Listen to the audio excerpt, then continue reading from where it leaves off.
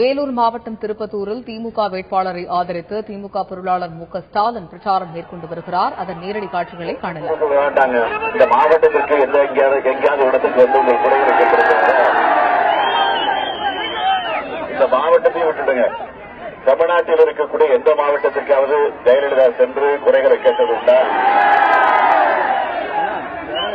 மன்னிக்கணும், ஒரே ஒரு மாவட்டத்துக்கு அடிக்கடி போயிட்டு வருவாங்க.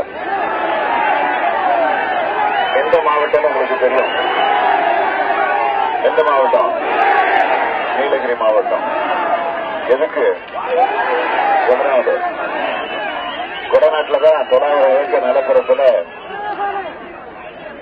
எஸ்டேட்டோடு கூடிய சொகுசு பங்களா, அரண்மனை போன்ற பங்களாவில ரெஸ்ட் எடுக்க போயிடுவாங்க. ஆகவே நாட்டை பற்றியோ மக்களை பற்றியோ சிந்திக்காத, மக்களை பற்றி கவலைப்படாத ஒரு ஆட்சி கடந்த 5 வருஷமா நடந்திருக்கு என்பது உங்களுக்கெல்லாம் நன்றாக தெரியும்.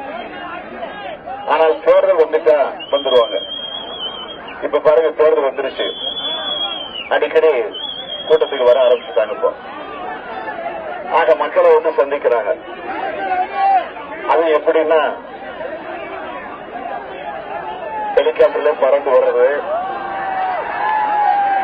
டக டக டக டக டக டக டக டக டக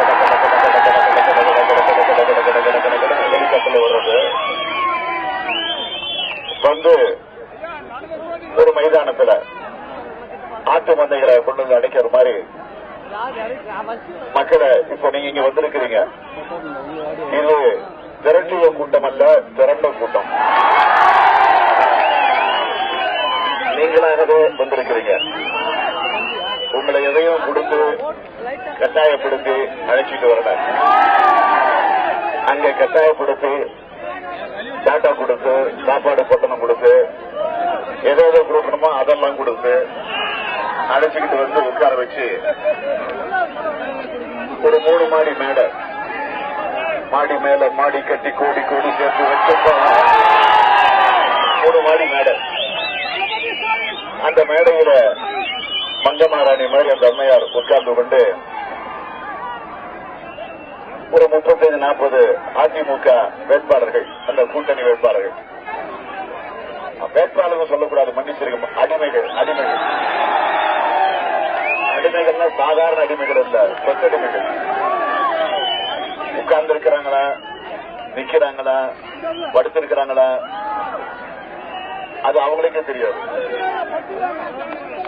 அது மட்டும் இல்ல, இப்ப பாருங்க, நம்முடைய வேட்பாளர்களாக இருக்கக்கூடிய நல்லபடியாக இருந்தாலும் பதிலாக இருந்தாலும் உங்களிடத்தில் ஒரு தரம் ஊசி கம்பீரமா தமிழ் பண்பாட்டோடு வணக்கம் வச்சு ஓட்டு கேட்கிறாங்க.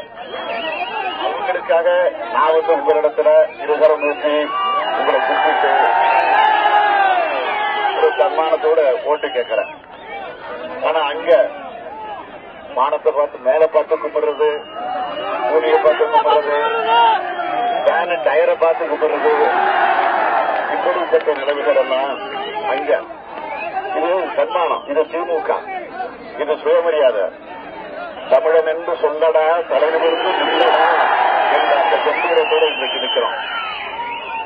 ஆகவே நான் உங்களை எல்லாம் இந்த நேரத்தில் விரும்பி வேண்டி கேட்பது, வருகிற 16ஆம் தேதி நடக்க இருக்கக்கூடிய தேர்தலில் திராவிட முன்னேற்ற கழகத்தினுடைய ஆட்சி தமிழகத்திலே மலர, தலைவர் கலைஞர் அவர்கள் தலைமையில 6வது முறையாக அந்த ஆட்சி உருவாக்க நீங்கள் எல்லாம் துணை நிற்க வேண்டும்.